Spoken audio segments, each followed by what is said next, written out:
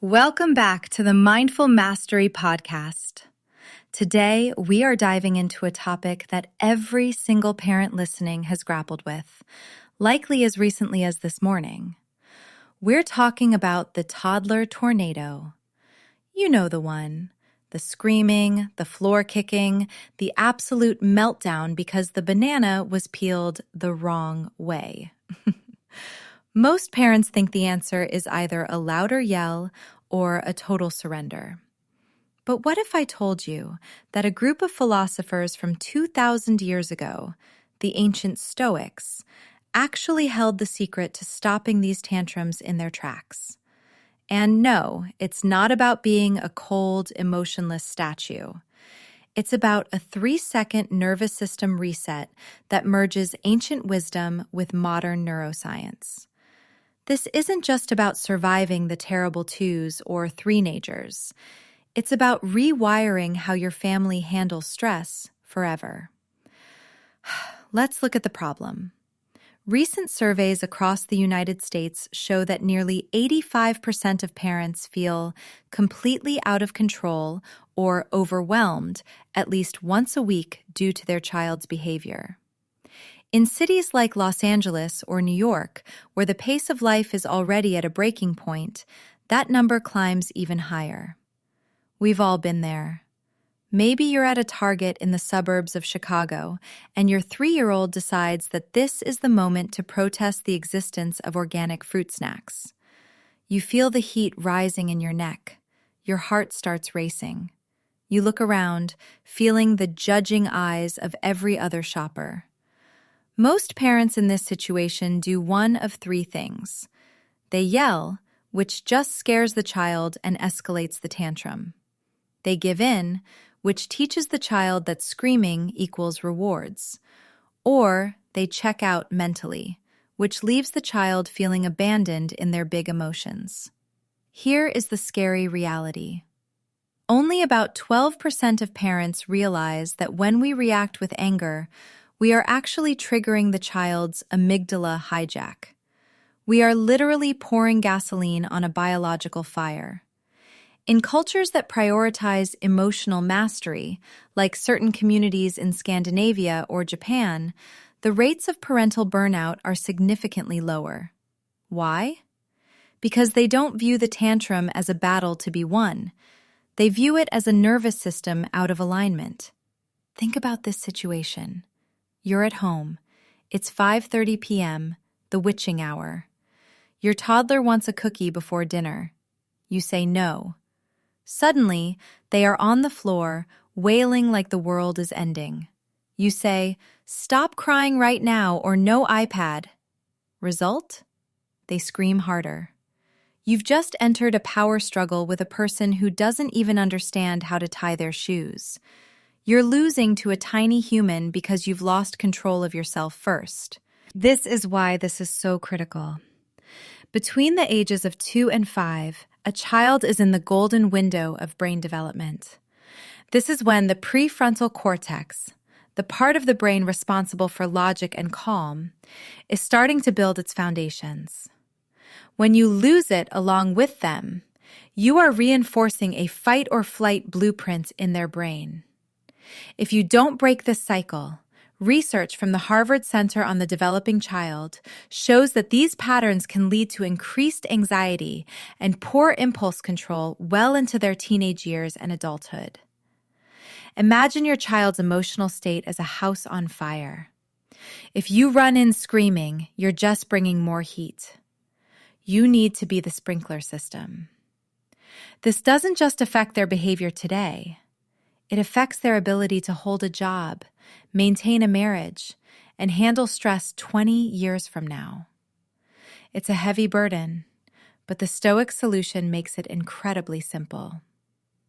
So, what is this ancient Stoic technique?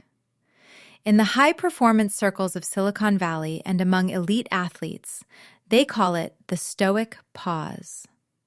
It's based on the teachings of Marcus Aurelius and Epictetus. The core principle is the dichotomy of control. Epictetus famously said, "Some things are up to us, and some things are not up to us. Your toddler's tantrum? That is not up to you. Their brain is literally incapable of regulating itself yet. But your reaction? That is 100% up to you. The method we're discussing today is called the S.T.O.I.C reset. It stands for silence, temperature check, objective view, internal calm, and co-regulation. Unlike the timeout method, which focuses on isolation, or permissive parenting, which focuses on appeasement, the Stoic method focuses on leadership through stillness. When the chaos starts, the wrong way is to say, "You are being so naughty." This labels the child and makes them defensive. The Stoic way is to say nothing for 3 seconds. You look at the situation objectively.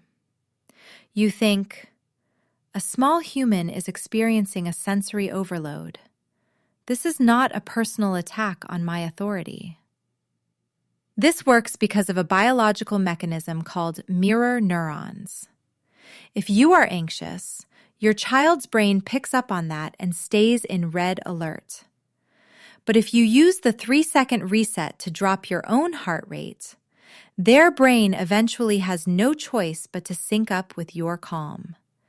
It's science meets philosophy. Let's look at the hard data. A study from the University of Washington followed 200 families over 5 years.